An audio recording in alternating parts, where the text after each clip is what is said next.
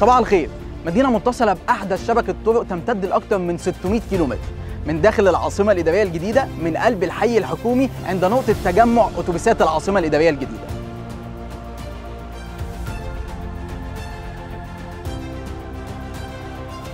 الخط الأول منه إلى العاصمة الجيزة، رمسيس، التجمع، الدقي، بنها.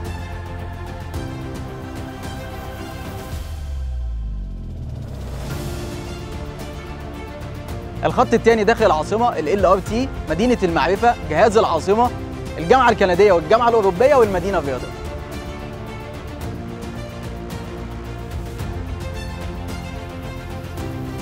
الخط الثالث داخل الحي المالي والحكومي، مدينة الثقافة والفنون، الحي المالي، الحي الحكومي، وختاما محطة ساحة الشعب.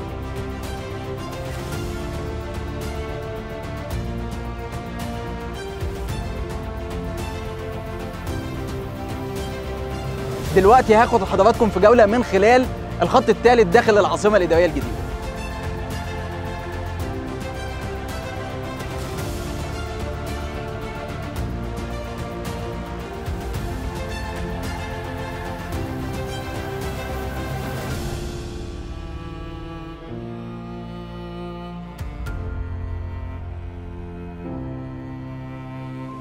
كنت مع حضراتكم طارق أسعد، سينيور سيلز من شركة KHL، مستشارك العقاري من الحياة في العاصمة الإدارية الجديدة.